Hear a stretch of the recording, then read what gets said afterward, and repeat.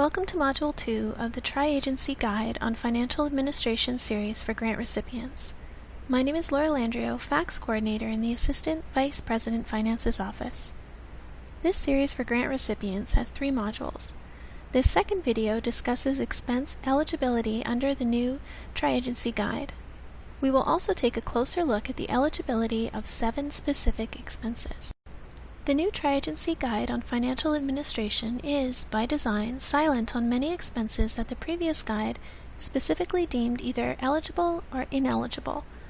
Carleton has conducted an analysis of the university's policies and procedures to ensure that we continue to provide a complete framework for determining appropriate pronouncements on expense eligibility.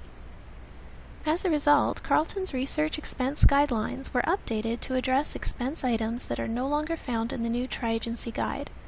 In general, researchers will find that both eligible and ineligible expenses remain the same, business as usual. The new Tri-Agency Guide continues to specify an order of precedence. In plain language, this means that if the funding agency is silent on a specific subject, Carleton University's policies apply. For more information, watch the first video in this series. Let's take a look at some examples of expenses that people often wonder about. Travel cancellation insurance and seat reservation changes remain an eligible expense. The only difference is that as of April 1st, the document that states that this is an eligible expense has changed. While the old Tri-Agency Guide clearly allowed these expense items, the new Tri-Agency Guide is silent on their eligibility. Carleton's research expense guidelines state that both seat reservation changes and flight cancellation insurance are eligible expenses. For travel in excess of 30 consecutive days in a single location, arrangements for accommodation should be made for a suitable rental or board at weekly or monthly rates. For travel in excess of 30 consecutive days in a single location, per diems at maximum of 50% of the National Joint Council rate for less than 30 days for the duration of the trip. Both of these procedures support the Tri-Agency's governing principle that expenses must be effective and economical. Stationery and office supplies are eligible expenses as long as Carleton does not normally provide them. This is a positive change as office supplies were ineligible under the old Tri-Agency Guide without detailed documentation.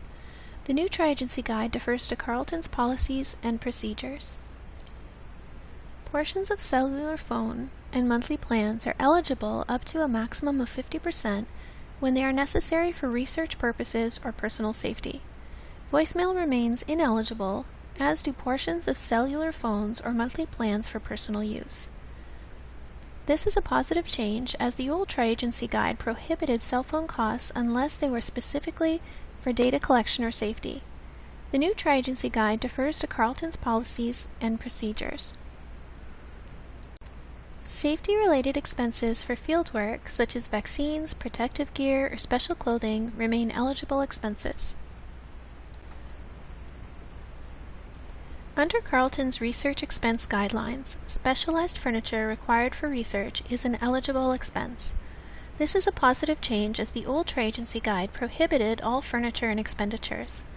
Like all other expenditures, furniture expenditures will have to meet the 4 principles outlined in the new TAGFA in order to be eligible. Insurance on equipment remains ineligible. Carleton University must be named as the renter on all vehicle rentals, including company vehicles, in order to be covered by the university's insurance policy. If you have questions about whether an expense is eligible on your Tri-Agency grant, please direct them to your financial administrator in Research Financial Services. Contact information for the financial administrator assigned to your department may be found on the Research Financial Services website.